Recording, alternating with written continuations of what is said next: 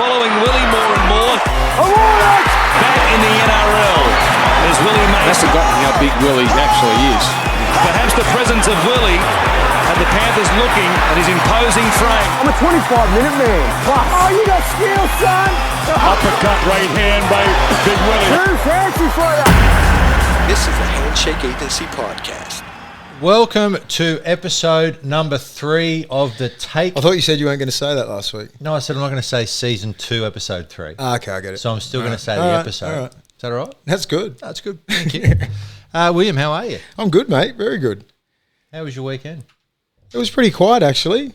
Didn't really do that much. So I was down Friday down in Bondi raising money for Marshall Keane. He's got leukemia, so that was a good little fundraiser down there. Wendell was down there. Minnie, Drew Mitchell, a few players like that come down there and did a fundraiser and a few auctions and stuff like that. It was quite, it was good. It was a good turnout. You're a man who gives back to the community, William. I like it. I went to Adelaide, actually. How was yours? Went to my father-in-law's 80th, which was fantastic. Do you know what? Special shout-out, actually, to my niece's boyfriend, Benny, who he played cricket. We went and watched him play cricket on the Saturday, and they lost in, I think it was a semi. Him and my niece, Laura, went out until probably 6 a.m. and then turned up at the 80th looking okay. All right. Yeah, they did. Reasonable. So I was very proud. Yeah, that's good. Very, very proud. Is Adelaide still boring as hell? I like Adelaide. I actually like Adelaide. I think they should bring back the Rams. You be the ambassador, and I'll be something. Bring back the Adelaide Rams. Nice. Now, William, it has been a big week as per usual in rugby league because it is the gift that keeps on giving.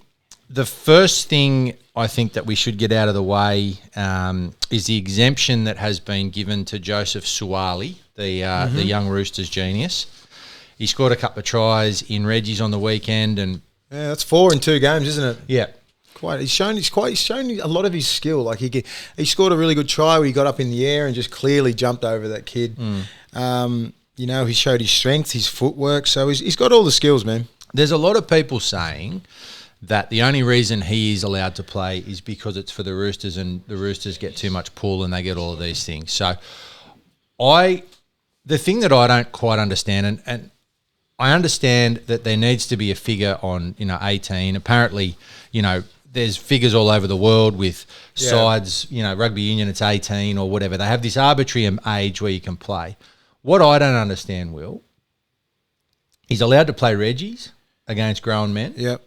So when he plays first grade, is the level that much above that they're worried about him from a physical perspective, or is it the spotlight of being in first grade? Yeah, or I think that's it. It is. I think it's a massive jump from reserve grade to first grade. So they need to take that into account. I mean, you can see what he's doing to reserve grade players now. He's schooling them. He's scoring tries when he wants. He's making line breaks. I think everything you see on social media and all the stations that are playing it, it's just his tries. But what he's doing off the ball and how he's moving is outstanding. It's very impressive to probably all these coaches and everyone who surrounds him. So he's doing a lot to really impress and say, look, he probably is too good for reserve grade, to be honest. Even though he's 17, turning 18. But I understand like from where the Roosters are coming from, and how people are sort of coming out and trying to either with him or against him. But like, I'm sort of with it. You know what I mean? Like, it must have been part of, the negotiations to get him to stay in league. Don't you think it would have been part? You'll play first grade this year with the Roosters. You probably, you'll do this, and this. It would have had to be something in his contract, not in his contract written, but like would have had a conversation with these, with the head coaches and stuff, saying you won't play in reserve grade that long. Do you reckon Brett, had to be? Do you reckon Brett Morris has gone? You talk about this kid. I'm going to come out and put the way Brett Morris is going at the age of 35, whatever he is, he scored 3 tries. It's phenomenal how well he's playing. And he was the same last year. Yeah. Tupou was one of New South Wales' best players in the Origin side. So where do you put him? Yeah, who is to say that he's going to play first grade? Yeah. No one is. And I don't think Suaalii, and I don't like, obviously the news, they just put pressure on this kid and it's just surmounting into something ridiculous. He hasn't said one word. Do you know what I mean? And he's not going in there going, pick me in first grade after 2 games. Like, he's not saying anything. He's not booting the door down. Do you know what I mean? Like, I feel sorry for him a little bit. He hasn't said anything. If they pick him, he's going to be playing well enough. Robbo's not an idiot. They'll do all their due diligence and see if he's right mentally, physically. Physically, he's fine. But, I mean, they're going to do all the right things. I get it. Like, I can see why Roosters would have went out of their way to get this exemption for this kid because he's special. He's a special kid. He's not like these other kids, how the rule changed. When was it? Back in 2015 because of some of these blokes. I think Peter Fitzsimon wrote a really good article. I think, was it 5 of them that... They said there was some issues with. Some I think issue that was with when, their. Yeah, their, I think it was that more about their mental. their mental sort of thing, Yeah. and I'm pretty sure that they've, psycho-evaluated this young kid, Joseph Suwali, and made sure they've done the due diligence to get him on the field. I just don't think they would try and. They're not going to try and rush him. They just want that exemption. Just say if Brett Morris or Tupou or one of their outside backs gets injured, next man up. They want that next man to be Joseph. They don't want to. They're not going to push out B-Moz or Tupou if they win 10 games in a row. Do you know what I mean? So this is where people don't really understand. You don't see Swaley's not belting on the door going, I need to play first grade. I'm too good for reserve grade. Nothing like that. He's just going to do. He's going to do his thing in reserve grade and hopefully earn his stripes and then get put into first grade. It's not that big a deal. I find it ironic, to be honest, that they're talking about whether or not he's going to be able to handle the spotlight if that's the case, because the kid's been in the spotlight for 12 months solid. Like with the whole, where's he going to go? And, look, I'm all for kids being able to play the game, and there's plenty of good stories. There's obviously plenty of bad stories too, but the thing is, I just hope he's up to. I think he's going to be fine because physically the game is a lot different. If he had a debut 20 years ago or 30 years ago with guys like Adam Ritson and all these guys, they come up against guys like Paul Harrigan, Chief, Spud Carroll, Bradley Clyde. All these guys are in their prime and they were hitting hard and they were hitting around the head a lot. Do you know what I mean? Like there's so much protection. Everyone's so cautious of the HIA and head knocks and everything like that.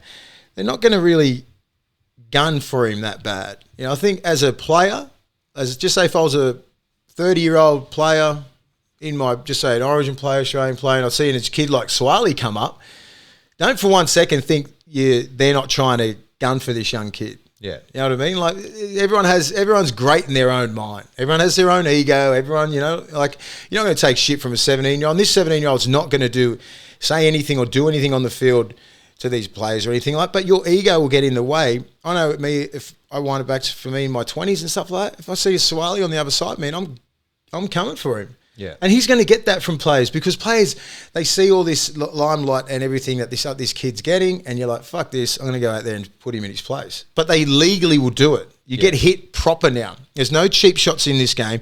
There's nothing, there's nothing dirty or, untoward and try and maliciously, intentionally trying to hurt somebody, anything like that, but they'll fucking hit you. You know what I mean? Like, they'll get you somehow. And I just think he physically can handle that. I just think if you actually try and search for him a little bit, you'll probably get found out. Well, because he's so big and strong. You'd make jokes about wingers and how what's it matter? Fuck on the that. wing. Wingers these days they bash. You can make jokes of wingers from 2004 before that. Before that, anything that. now. Then Matt Utai and all these blokes hitting the scene, and you don't mess with wingers. Too now. tough. I'll tell you what else is a bit of a throwback to 20 years ago and has caused.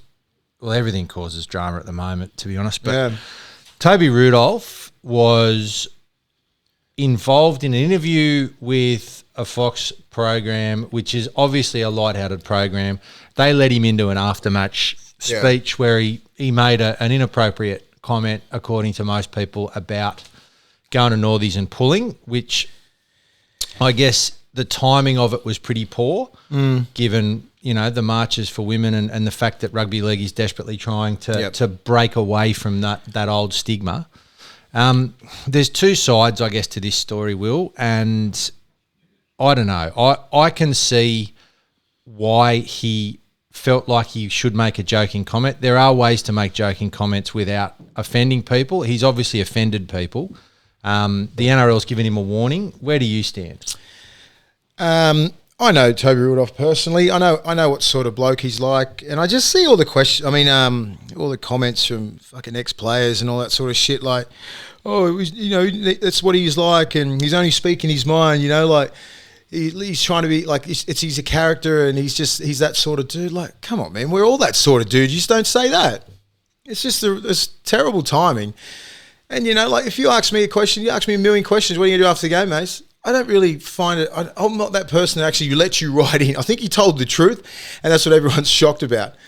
You know what I mean? And So he's guilty of being stupid. he's guilty of being stupid, and that's about it. Leave it there. He doesn't need any ex-players coming out and sticking up for him. He just fucked up and said something stupid. He honestly said that's what he was going to do, and that's about it. There's nothing more to it, but he should understand where the game is at the moment and where it's trying to go. The image of the game has copped a fucking pizzling in the last, 10 years. Yeah.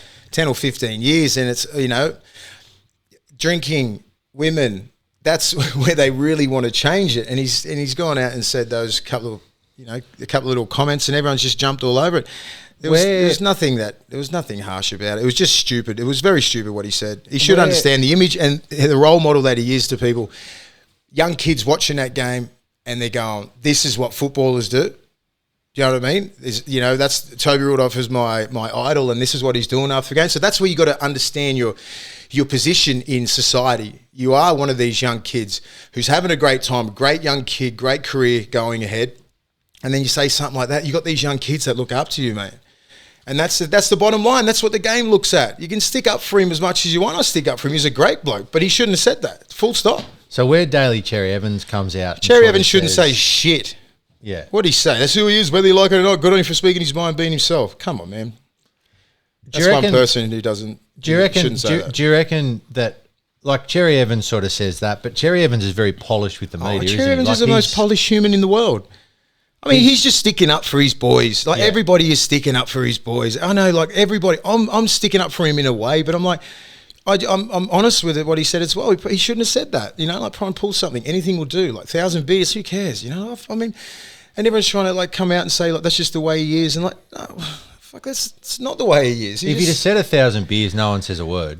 Victor Radley said beers after grand final. So try and pull anything will do. It's that. You just got to understand what climate we live in now. Everybody is going to come after you, whatever you say. It's not about, like, we can sit here and joke about this stuff, but I look at things 360 and go, fuck, I can understand how 95% of the people have a problem with what you're fucking saying. Yeah. Full stop. Yeah. This is not in the dressing sheds. This is not all hanging out with the boys, and just because you're talking to Fletch and Heine and all this shit, and they're all joking around. It's a fucking variety show. It's funny to them, but you're the one who's saying it. You've got to own this shit now. He's the one who's suffering. He's the one who's suffering. I'm glad that the game said there's a warning. Now it's going to be, there'll be no more post interviews like that. And fuck the media anyway, players. You don't have to say this shit. Like, you can actually control the narrative when you get in these interviews. You know what? What are you going to do after the game? Nothing. Just going to go in an ice bath and fucking do nothing. Give them nothing so they don't have anything on you. You don't have to tell everyone what you're fucking doing. Yeah. Don't have to be that honest with everyone. Fucking have 1,000 beers. I get it. We get it because we're dudes and I've been in that system. I understand, but wrong time, wrong place, wrong era. Quite like Northies. Fucking love Northies. Speaking of people who have said something that probably, I don't know, like for me, the Jason Taumalolo story is the story of this year so far, because what you've got is you've got a new coach who's gone in and he's trying to create, I guess, his stamp on the North Queensland Cowboys. So what he's decided to do is he's reducing Taumalolo's minutes. He's moving him to an edge occasionally. Yeah.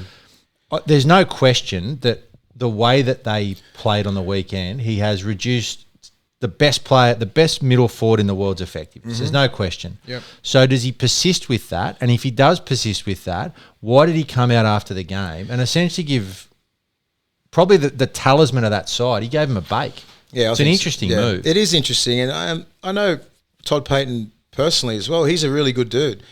I'm not sure what his angle is here.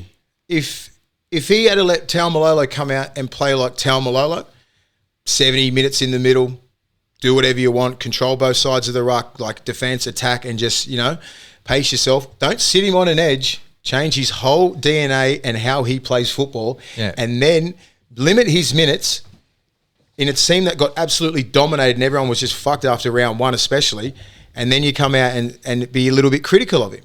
Yeah. I don't think that's the right way to go about it. I just think maybe a person like Taumalolo needs, at least five games of playing ordinary. I don't think, and he needs to be in the middle where he can get the ball on both sides of the ruck, attack where the fuck he wants, decent ball off the 9, and then defend. Like there's been no problem with what he's been doing out there for the last 6 years, has there? No. He's been the best forward in the world, arguably one of the best players in the world. It's not broke. You can't fix it unless, I just don't understand it. Like, the way that they played, I just would have scrapped that whole game. I just really wouldn't have went at Taumalolo or anything. I was sort of like, this is one of those games we just played shit. We got no ball. Penrith were just on. They completed our sets. They belted the shit out of us, all that kind of stuff. And they nullified Big Taumalolo. It was just one of those games. So explain to me, Will, you're in a dressing room. It's a new coach.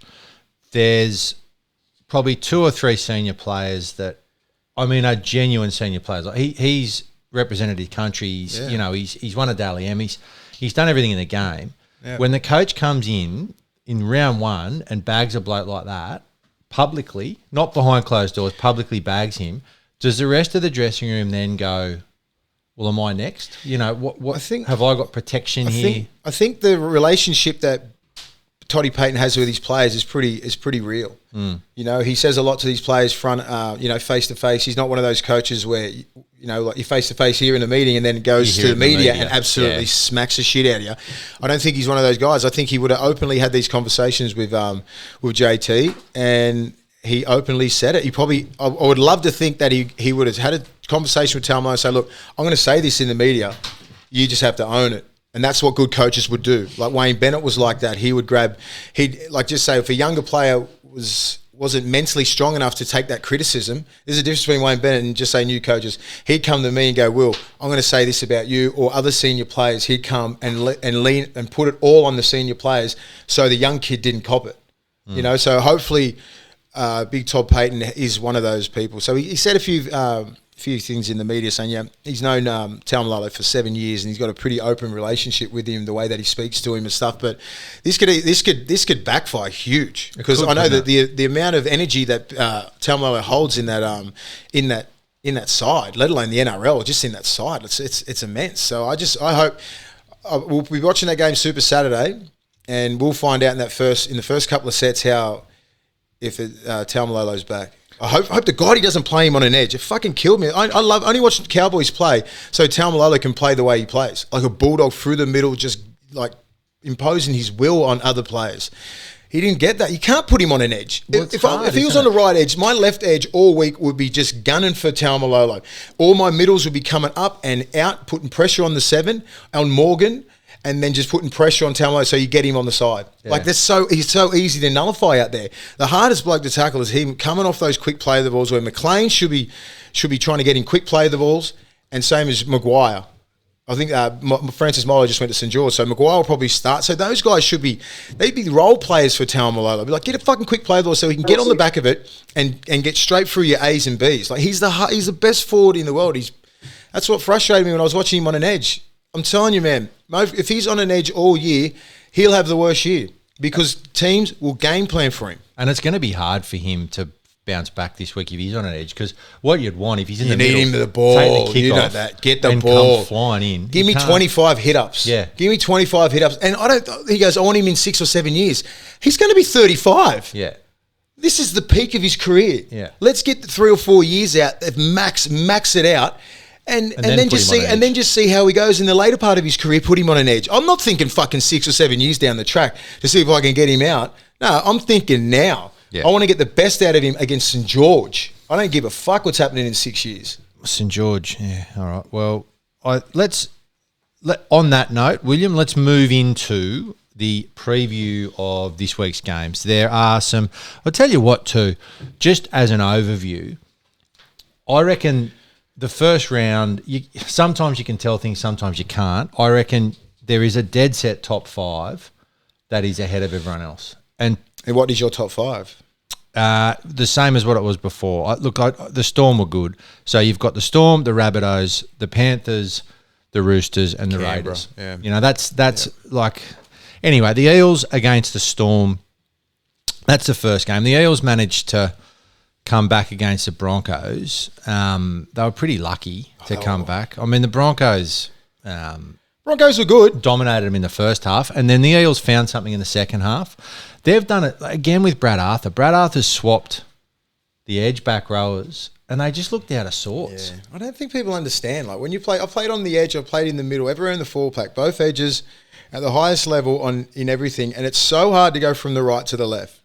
You know what I mean? Especially these young kids are so programmed into what they're doing all the time. So, Lane's been on the right edge or the left edge. Which one has he been?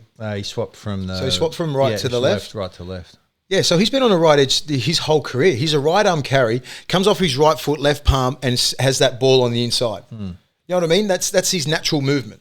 And then that takes it down because he's a right arm carry on the left side of the field. He can't carry it in his left hand, so defenders come up and in and snap him because he's not the quickest bloke either. So yeah, I don't think so. And I look at Madison, and he loves the right too because he's the same.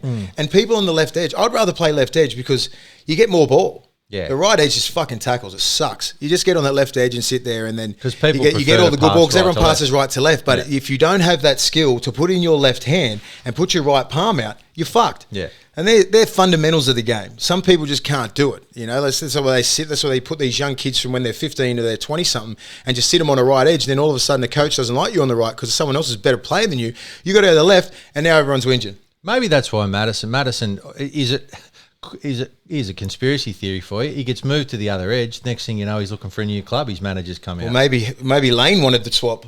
Maybe.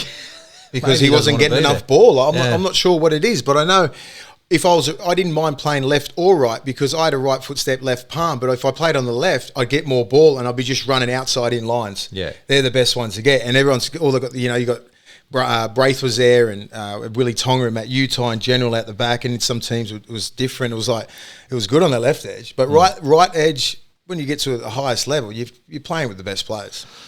I reckon...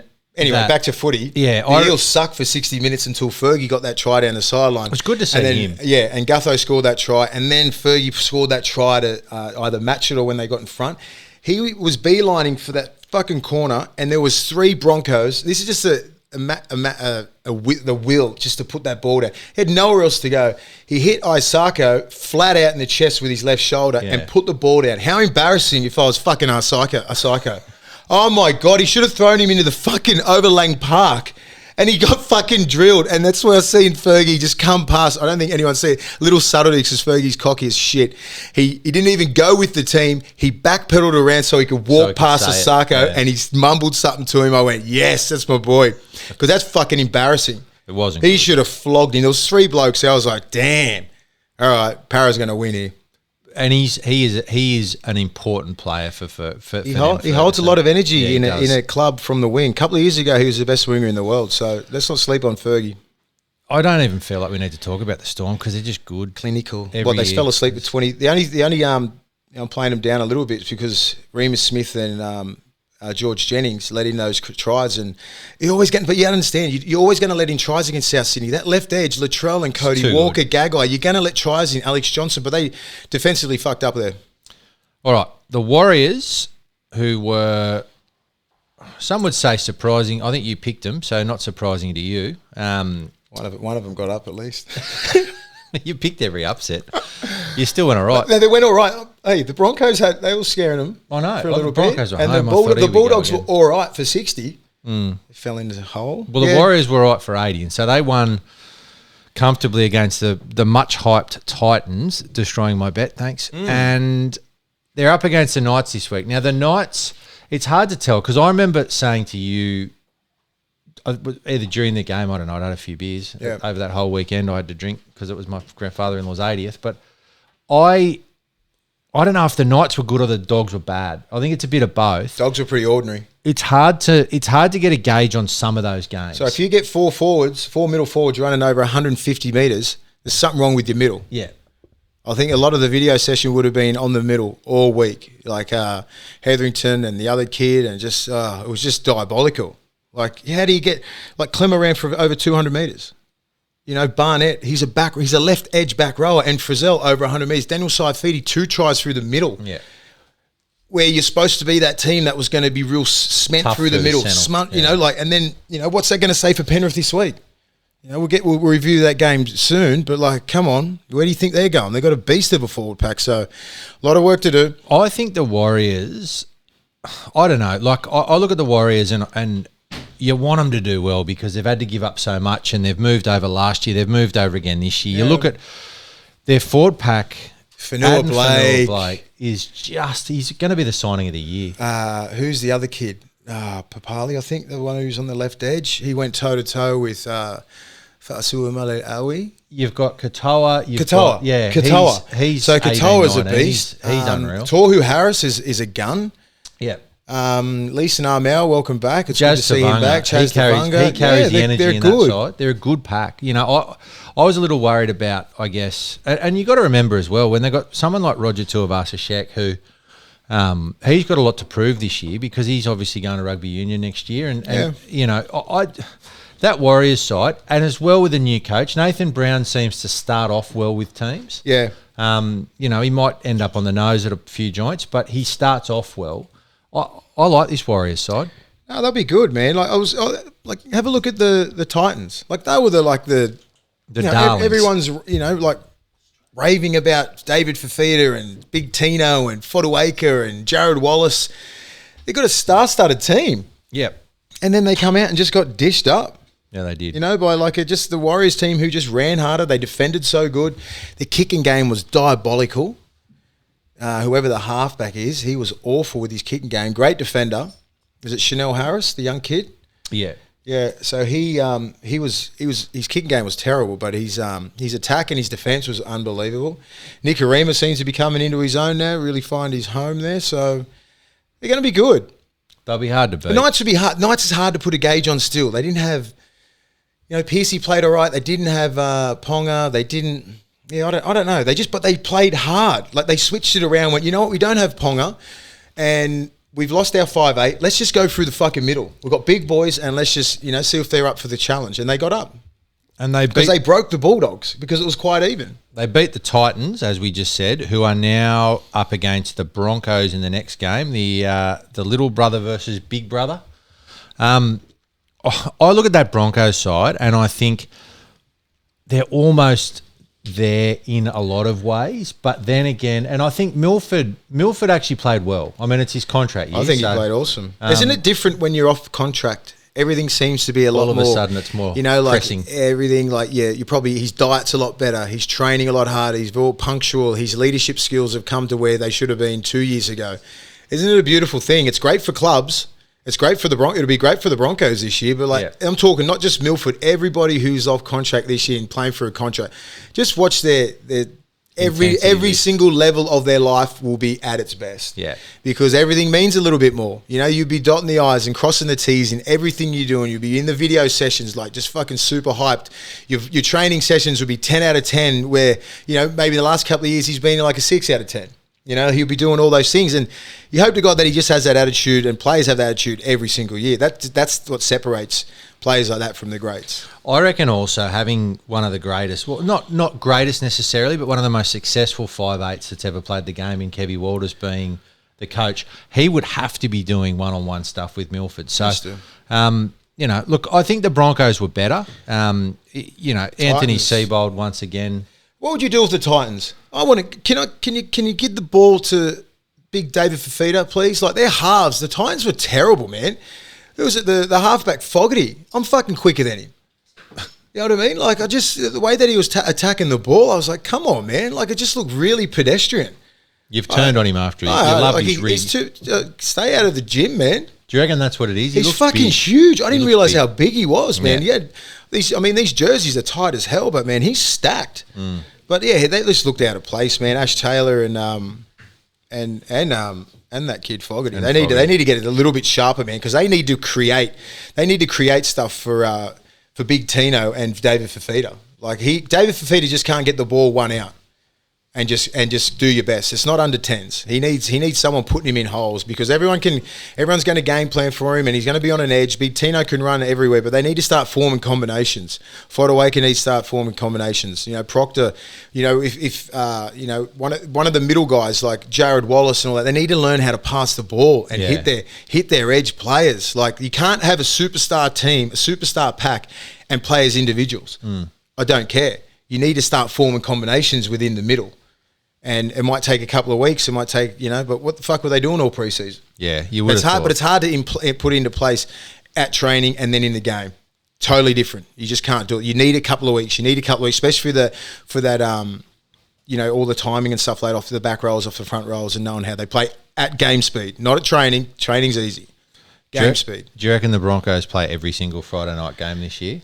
I hope so. I hope so. I love watching the Broncos Oh, how every bad. Friday. I mean, I didn't mind watching them. I mean, I watched 5 years ago when they were good. when they didn't get flogged every week. I think Pangai Junior was good. It was good to see some of those guys come out and play some half. I was happy for Milford.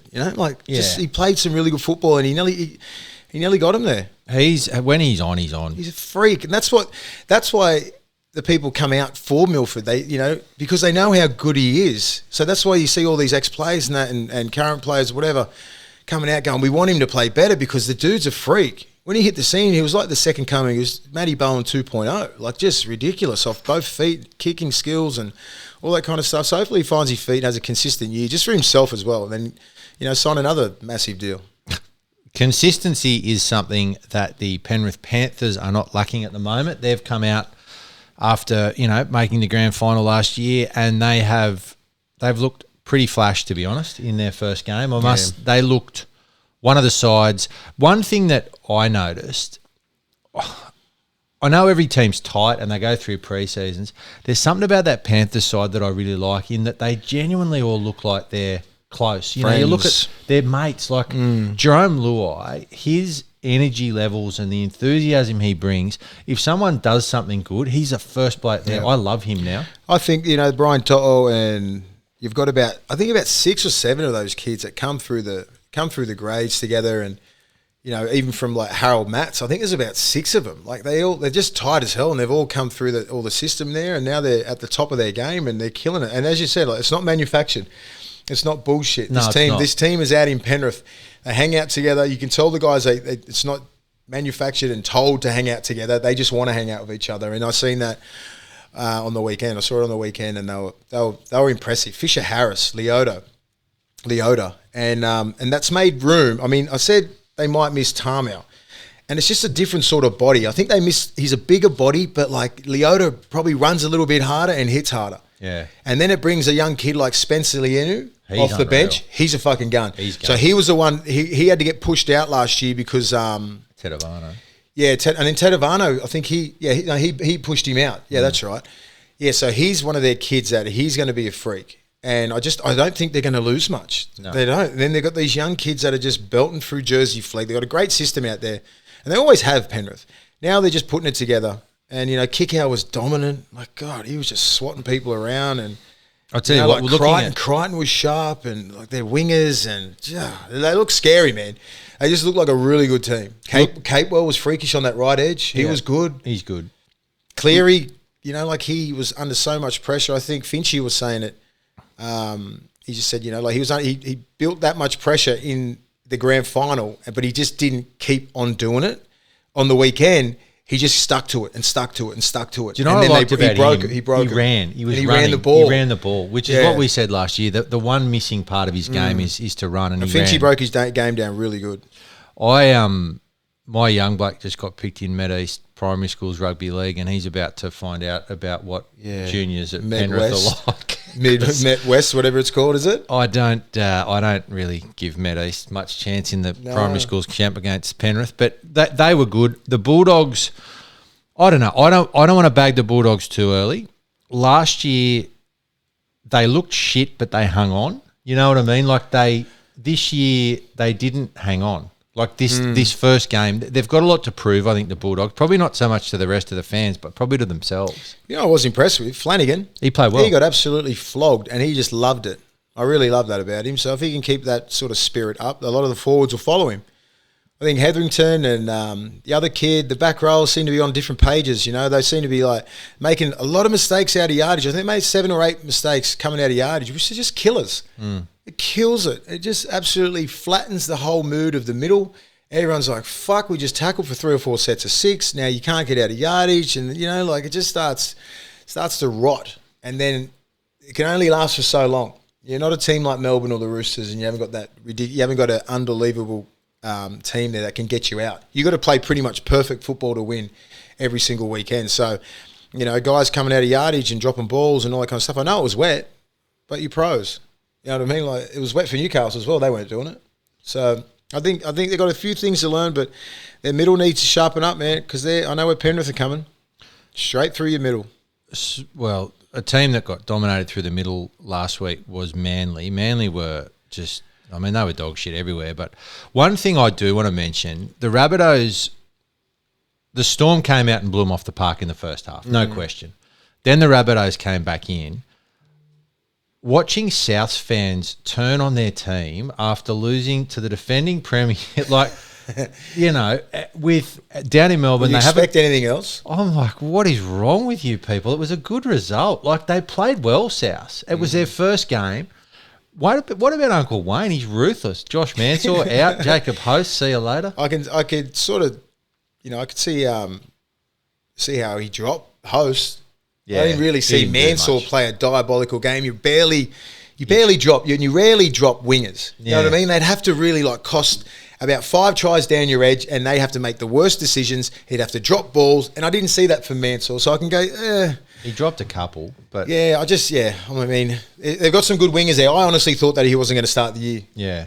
In the 17.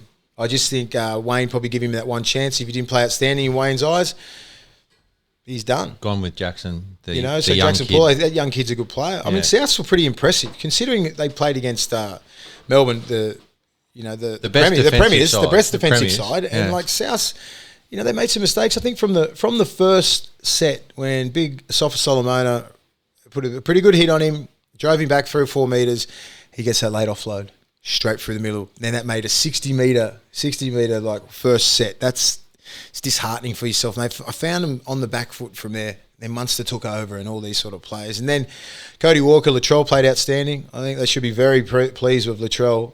That's his first game. Remember his first game last year? Yeah. You know, all the knives were coming out for him. Now everyone's praising him, which is great. They were pretty sharp, man. Their middle's got some questions. You know, Totola and Burgess. You know, like Jai Arrow changed the game. Gyro was great. And Benji changed the game. He did. He was good. Benji was outstanding because I'm not sure what's happening with Cam Murray there.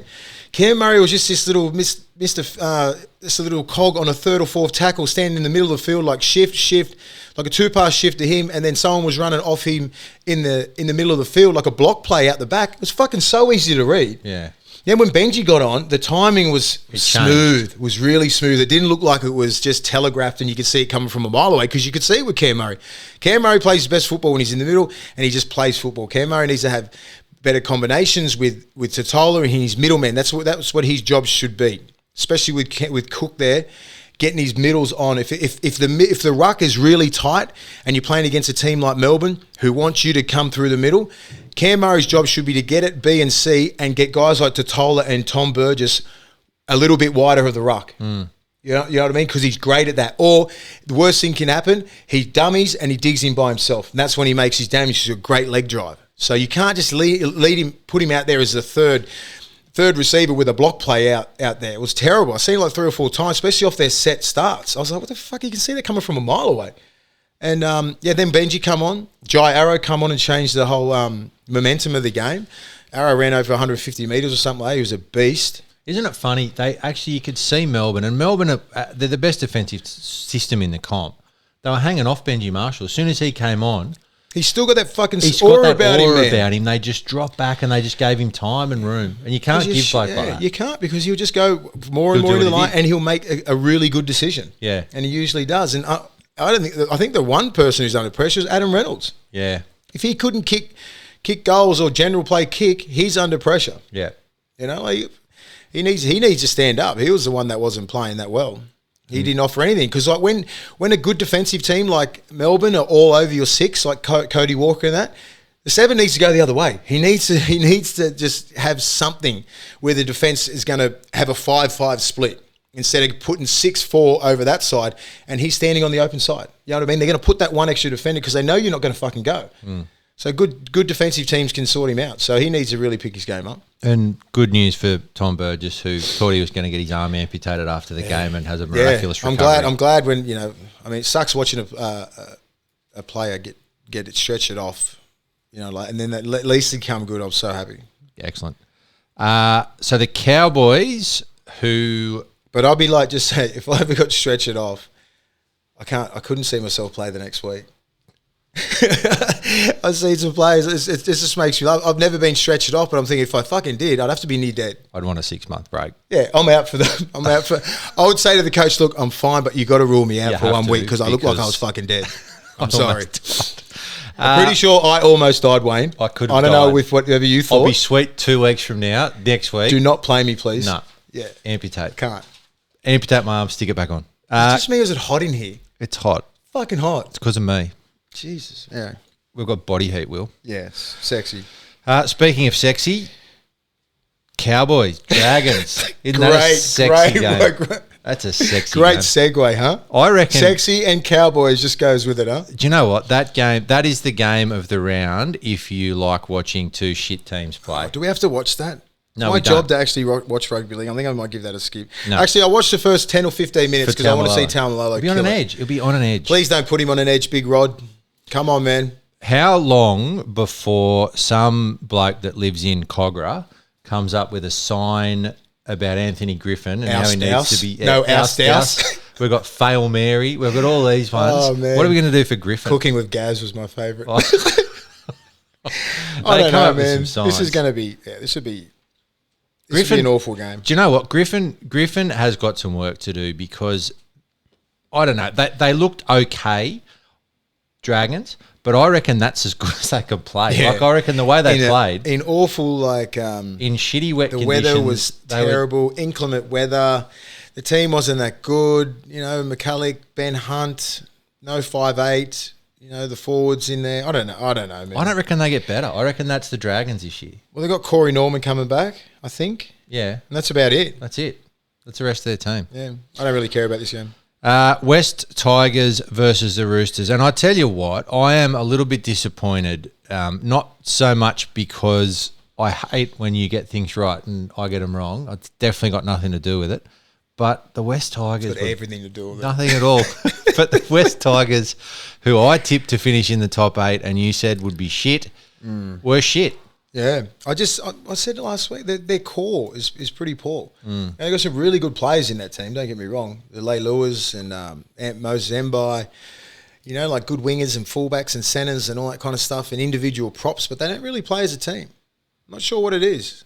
But there's something missing there, wasn't there? They look really flat. No one was really running on the ball. They look like they've haven't known each other for a whole preseason or hung out with each other. It was pretty poor. And Canberra wasn't really on. Canberra was just Canberra. They tackle well, they run hard, and then the game just seemed to open up, and then they end up running away with it. But the Tigers, they had ample opportunity to score some tries. Luciano Leilua was good. He's been solid for the last couple of years, Yeah. and BJ was good, and James Roberts was getting limited ball. But Canberra have that way of just suffocating you in the way that they've been playing the last 3 or 4 years. So I expected that from Canberra, but I expected a little bit different from the Tigers. Well, here's the thing. So BJ Leilua, he had a little brain snap again, which is, that's the way he plays. I didn't think it was a super bad brain snap. What did he do? Oh, look, he went. There was his brother. It always when it's his brother. Oh, you know yeah, what I mean? well, He went it's his in brother. looking. Then Fox commentators had a crack at him. Yeah. And then he had a crack back on Twitter and basically said, "Shut well, up." good on him. And then they've had another crack. Oh, at they him. have a bit of a sook when you get up and if you have a go. I don't have any problem with him coming no, back. I don't have a problem with BJ saying whatever he wants. No. If you're man enough to come out openly and have a crack at me on your social media forum or anything, expect it back. That's the sort of person I am. And if you do that to me, and if you do that to most of these players, expect it back. And don't get your feelings hurt. Yeah. Like, just fucking deal with it. You think you can have this guy's just cannon fodder, you can go out there and just slam all these players or whatever. But BJ's one of those dudes, he'll front you in a club. You know what I mean? He's the sort of bloke that he will do that. Like, Yeah. he's not going to take the shit, or he was going to get you back on social media. Doesn't like care. it. I don't know love why they're Joey, mate. sooking. Yeah. Oh, because their little feelings got hurt. What did he say? Oh, he just said if it was like basically Something about his saying- brother. If that was him, he would have got suspended for 4 or 5 weeks. But Yeah, the he was other saying bloke got with away Jesse with it. Ramian's little shot on Duffy. He was saying basically if it was him, he would have been strung up, which is probably true. Who did he say it to? He was having a crack at Ennis, I think. Did Ennis have a sook? Well, then I think Ben Eichen came back as well. I don't know. It was Come on, boys. Is You've everybody- been better than that, mate. You've been Social in the game. me- social media is- taken out of context, guys. yeah. Everyone takes me out of context all the time. The Sharks. So what do we care about that game? Nothing, eh? The Roosters will just keep doing the Roosters until they get an injury. What do you reckon? Do you think that little Walker kid will play? I don't think this week, but I reckon He's the Suwali. fucking- I reckon all this talk about Suali, and then they'll just bring him in under the radar. Yeah. They'll just bring He'll Walker be a good in. player, man. He's a true footballer. And with Friend being injured, and one thing I do hope is Jake Friend is okay. Like it's, you talk about these games as if they're, players in this. And it's more than footy, Friendy. Yeah. He's probably at the back end of his career. He's played so many games and been such a great player for that club, and he's copping too many head knocks, man. And I hope the club do the same thing that they've just done to Boyd Cordner and just say, let's just sit out for a little bit. Yeah. And I mean, if Verrills starts at 9, then potentially they bring Walker on at 14 and give Lachlan Lamb, and then so look, it could be set up for that. Yeah, but anyway, Verrills looks like he'd play 80 minutes anyway. Easy. I'd be lucky to play Sharks 3. and Raiders. Sharks. That'd be a good game. Sharks weren't awful. Sharks. So what do you think about that hit that ain't Ramian? Do you think it's well deserved? That he got suspended? Yeah. I can see why they suspended him. I also think that you can't fully get aggression out of the game, and I also think that these things are split seconds. Like if you go in with a swinging arm, I don't know, agree. What's he aiming at? Totally agree. Look at his eyes. Dufty's a small dude, and he slipped at the same time that his arm was cocked, and he was about to hit him, and he just hit him in the back of the head. There was no intent to try and hurt the back of his head. Let's not get that twisted, but it's well deserved. I don't think 3 weeks. I thought a week or 2 weeks, maybe max, maybe a week. Just so be a bit more careful. Just maybe I don't know. Just anything but 3 weeks. 3 weeks is steep, man. That's pretty steep. You know what's disappointing, Will, when you're sitting in a studio and then you're talking and you think you're killing it. And Did he fucking yawn? Someone yawns. It's fair. I heard that. It's disappointing. Yeah. You know what I mean? We can't work under these conditions. No. I think the Raiders are probably, I don't know. I still like them to go top 2. I think that Ryan James and what he has done, that's a really good story. He had 2 years off. Ryan James was an Origin player. He was 18th man at Origin, and for him to come in and come back, that was great. He didn't even get past a little bit anywhere near that level. I mean, he's had 2 recos. He should make a full recovery, but you see he's still a little bit sheepish on that. He's not fully mobile. No, he's not yet. fully right. I can see that when that bloke scored the try in the first half, he was late to get there and shut the gate, and then he ended up scoring that really good try. It was good leg drive, which will give him so much confidence. You know what I mean? Like, just especially try coming off just a lazy little inside, it just turned him under, and then his leg drive took him over. In a further display that the producer is a cockwobble, we're not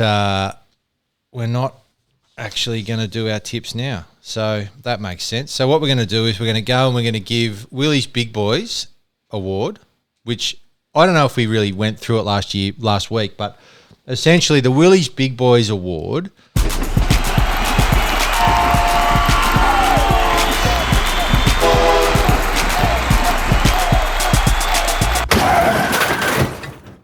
that was different.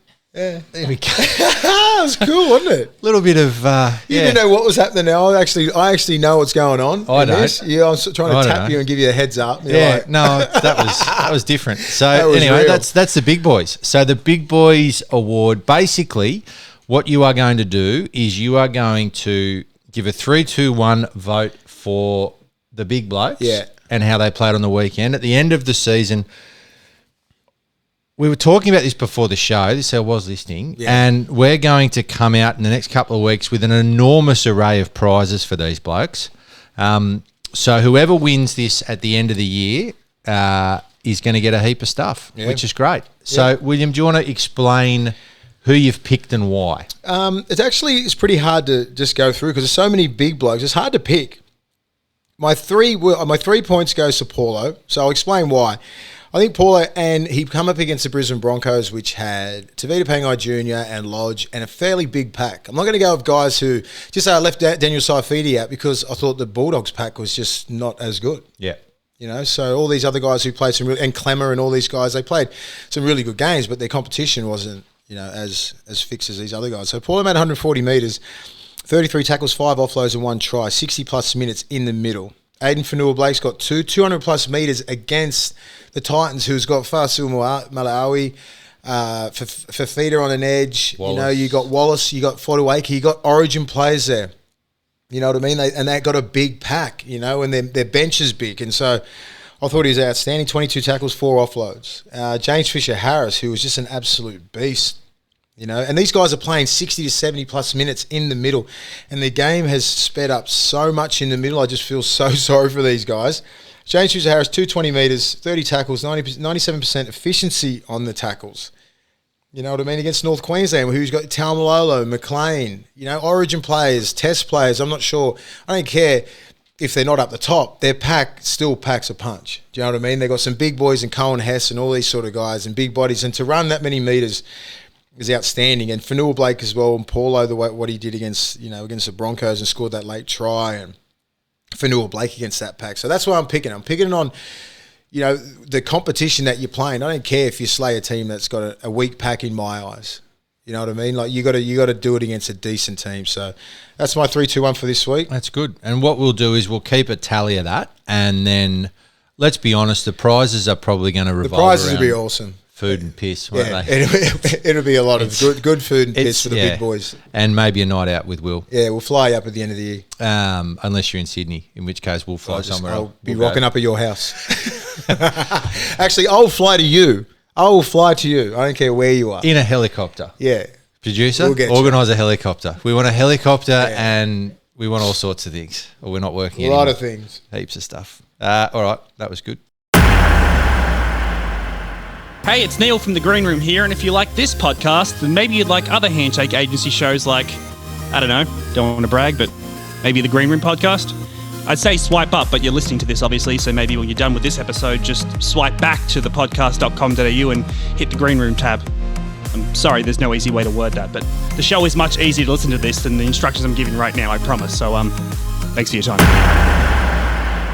Now, we are moving on, William. Yeah, So betting site, as we have said before, bettingsite.com.au, who... Do you know what I really like about betting site is that...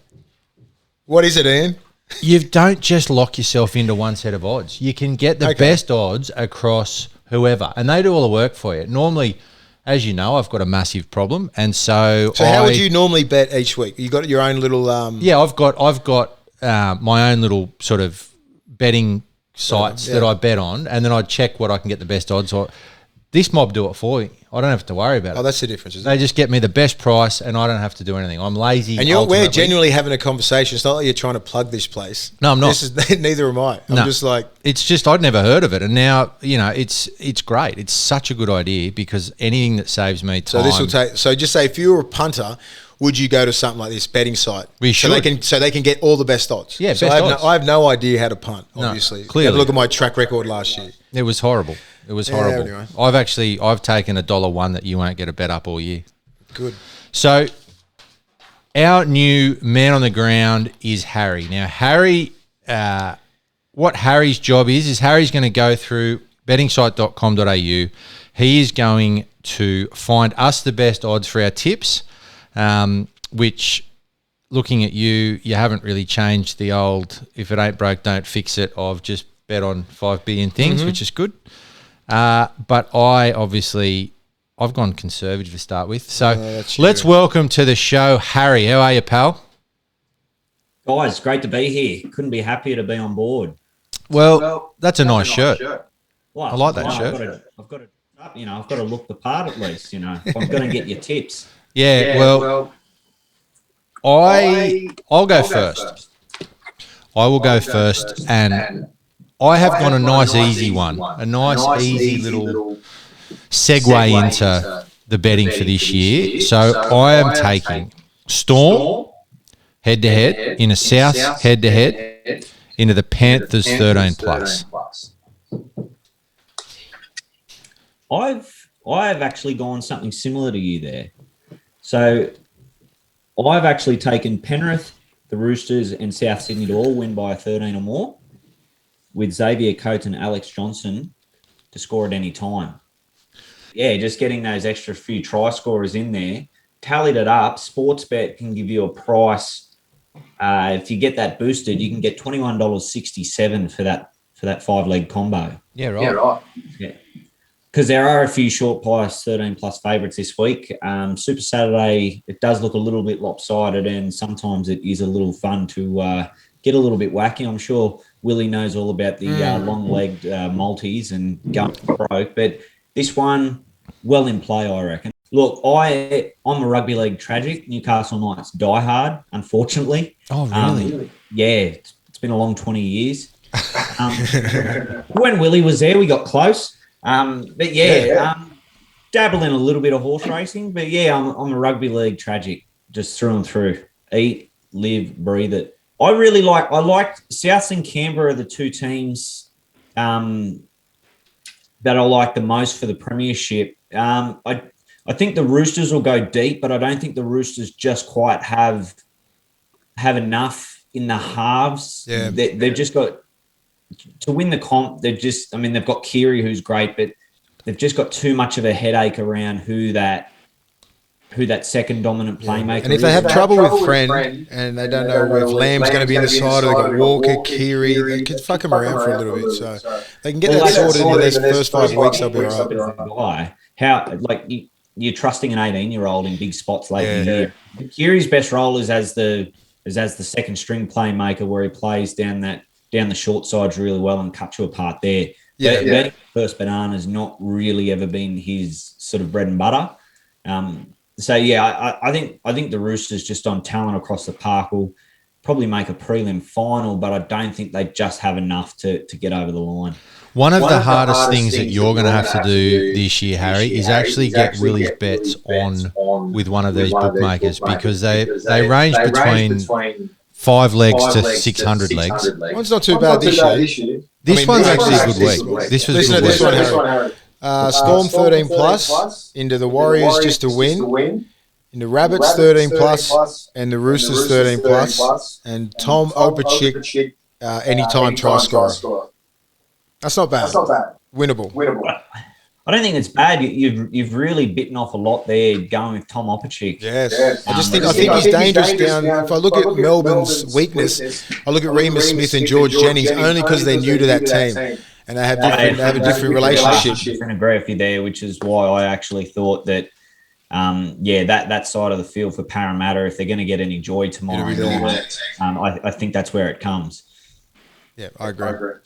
So with Opachek, what do we get on that? Oh, what do we want? Are we wanting a first try scorer, anytime try scorer?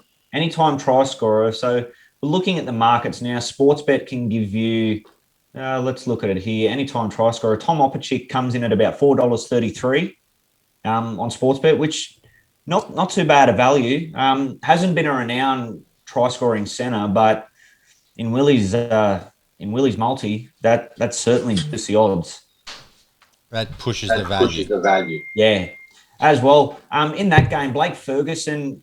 Well, he had that try-scoring drought last year, and he sort of came back to life. I'd probably wait another week to see if the try-scoring's back for real, and see if it wasn't just a quick little shower of rain in the middle of the drought. So it's good. Fergie's a confidence player. That's all he needs. A little bit of confidence. He was down last year, and you could see in his game, and his few injuries as well. So I think this year will be all right. Yeah, I agree with that. He's in a contract year. He's about 30, 31 now, so he's probably looking for that last deal. I'm not sure it's going to be with Parramatta. They've got to pay Micah Sevo a lot of money. So he's probably putting himself out there to a lot of other NRL clubs at the moment, and they could certainly do worse than taking a look at Blake Ferguson. Mate, last thing, the producer who you don't know, but it's probably best you don't, because he is a total flag blanket. I will tell you what he has backed. He's backed number 13 in the slipper, 4 moves ahead. I don't really care. I hope he loses, because I don't care for him. Well, you know what? I think he's a fair chance of getting up in the slipper. 4 moves ahead. She is the 2-year-old mare. So she won the Sweet Embrace Stakes as the $2.70 favourite on a soft 7. Now the next 2 days in Sydney, it's meant to bucket down. So it could be ideal conditions for 4 moves ahead. Ned's currently has it at $6, but you can get the price boost at Ned's, which can get it up to about $7.50, provided you use the code Get On Ned's 500, I believe. So Ned's might be the place where you can get a little bit of value about more 4 moves ahead. Natural Will is the jockey on that one. Oh, good stuff. No, yeah, I think it's a red hot chance. It's only had the 2 races, 2-0, trialled well in the wet, won its last start in the wet. So it's as good a chance as any. Well, mate, thank you very much. We'll be joining you week in, week out from now on. We really appreciate the support you're giving us. We're looking forward to a long association with you and making sure that I don't actually have to think about anything. You can just do it. And, mate, we'll speak to you next week. Thanks again. Not a problem. One last quick tip. We backed Hungry Heart last week in the Rosehill Stakes. Flew home over the last 200 metres to get a return of $190 for us. She's racing in the Doncaster Mile next month. She's the progeny of Frankel, who's the British champion thoroughbred. Yeah. She is absolutely one to watch, the young filly. Great stuff. So we're already 190 up, thanks to you, Harry. You're already in front, pal. We're on. Yeah. All right, mate. We'll speak to you next week. Really appreciate all your support, mate. Thanks, Harry. No problem at all. Take care, guys. Cheers, mate. So, I'll tell you what, the connection on these headphones were awful then. I couldn't hear a word. Yeah, I know. They're echoing again? I just want to remind everybody as well that if you are going to have a punt, and we do suggest that you do because these are guaranteed, but we would like especially mine, to gamble responsibly. We would. And also, one thing that I would like to say, that sound was a bit average. Terrible. I couldn't hear anything Harry said. I'm not sure if it's come through as not that or not, but anyway. I can hope not. They've got a little slogan though, bet right at betting site, and I like it. I'm going to say that every week. bet right at betting site. All right. We're going to do our tips now. I don't know why we're doing our tips now, but we're doing our tips now. All right. I'll give you mine, guys. Go on. Storm, Warriors, Titans, Panthers, Rabbitohs, Cowboys, Roosters, and Raiders. All right. I'm going Storm, Knights, Titans, Panthers, Rabbitohs, Cowboys, Roosters, and Raiders. What have we got the same apart from the Knights? I thought you chose the Cowboys. I mean, no, the St. George. No, I changed it. Ah, you pussy. I changed it. And you know what? I'd like every single person in Newcastle to realise that Will has picked the Warriors against his home city, against the side that he represented with such distinction for 3 years. And don't take it personal, guys. Don't take it personal. He's picked a side that... And I picked the Panthers as well. His head off. Yep. All right. We've also got Harry's tips on that. He's gone the same as me. Harry's a genius. Look at him. And the producer no one cares about. All right. So, what? The producer's actually leading. He got fucking 8 from 8. He got 8 from 8. Did anyone see him? Tip the cap when you have to. No, because no one saw his tips beforehand. I saw it. Did you see them before? I swear I saw it. He messaged me, and I went, fuck yourself. What? Hang on. Do you message? Well, he's going. Do you message each other? He's got a good system. He's got a good system. He goes in between how we're feeling. He knows that I use my emotions too much, and I pick like that sporadically, and you actually think about shit, and he goes in between, and he fucking wins. So he's got the best system. The issue here is you and him talking without me involved. I don't. Yeah, it's not all group messages, mate. All right. Well, one thing that we need to discuss is what's that? We're going. Last week we did a headline, the Willie Mason headline, and they've gone into the archives again. I quite like this one, to be honest. It's not too bad. So the headline... I try and forget about the headlines that I've been in and just try and look forward, and it just keeps getting brought up every fucking week from now on, all this old shit. So what we're talking about is when Corbin Sims, he grabbed you on the knob. So basically what happened is you went to play the ball, and then he's grabbed you on the genitals. Mm-hmm. Was there much of a stink about it? I don't remember. I don't remember there being. Did you have to give interviews? They tried to. I just watered it straight down. Yeah. I think they wanted to build something on it, and I think it just become a meme pretty much. I mean, Corbin was a young kid at Newcastle. I was in my, early 30s, 32, 3 and 4. When I was at Newcastle, he was a young kid coming through the system, and he just fit right in. He had this old school sort of mentality. You could joke around with him, even though I'm like 12 years older than the kid. We just had this still got a good relationship now. And I had 3 years with him, and he's a funny dude, man. He's just, all the Sims boys are. They're great people, and you can just get along with them no matter, even though I haven't met Tarek that much, and I haven't met Ashton that much, but I feel like I know them all. It's just that sort of vibe about them. And we used to do that it's weird, at training, just muck around. You're playing footy, you just don't, you've been in dressing rooms before and stuff like that. It's just, you don't think about it. It wasn't, when I look at it now, it's like, yeah, it's a little bit weird, but I never thought it was weird that, back then. And it was weird because it was a break in the play, and he's looking at me going, "Oh, baby," he's saying that whilst doing it, and I just kept a straight face the whole time. I didn't react because I knew if I knew if I had have reacted, it would have been a bigger deal. Yeah. So if I did react and slap his hand away, I knew the media would be like, I was 35 at the time, so I've been through the ringer a couple of times, so I know how they build up and make fucking what is it? Mountains out of Malhalls, fucking whatever it is. That's what they would have done. I went, all right, I can't react here. So he's grabbing me and going, baby, baby, baby. And I'm fucking just got this. I was like, there was a break in the play, and I was like, what is he doing? Then I just played the ball, and I just had to shut it down. I said, look, I thought it was pretty funny. And because when the camera went away, you could see me, I just hug him and stuff. And then we just, we have a good laugh. So, yeah, it was just stuff that we used to do at training. And when I say doing it at training, it's just like, just hit people in the nuts. It's like, men do it all the time. It's childish. I know, I get it. It's childish, but like, we're dudes. We're playing in a footy team, it's just the way it is, man. It's nothing. I never thought it was anything different than that.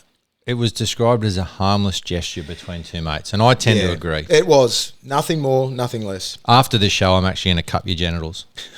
That's how we roll at the end of this.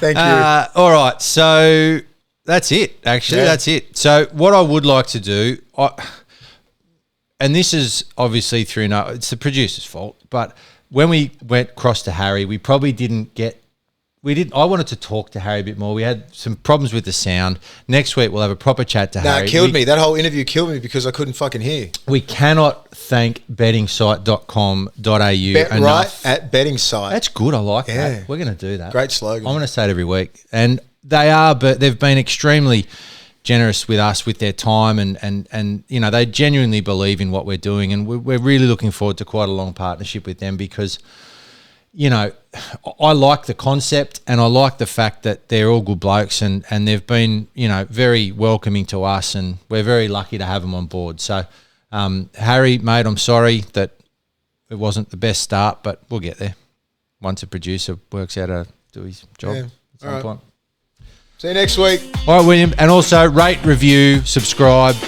Make sure you get on the things. We had a couple of people that did a review on last week, so thank you very much to those blokes. One was in Great Britain. We do have a computer in front of us, so we can actually look at your questions. So we'll start interacting with you people at home. It's actually side on the computer. It's side on. I know that now, but I'm just saying, just before the interview, it was in front of us, and we were able to see some things. So don't think I'm not interacting. All right. There was a bloke from the Great Britain, from the South Africa and such as. There was a bloke from Great Britain who did a review.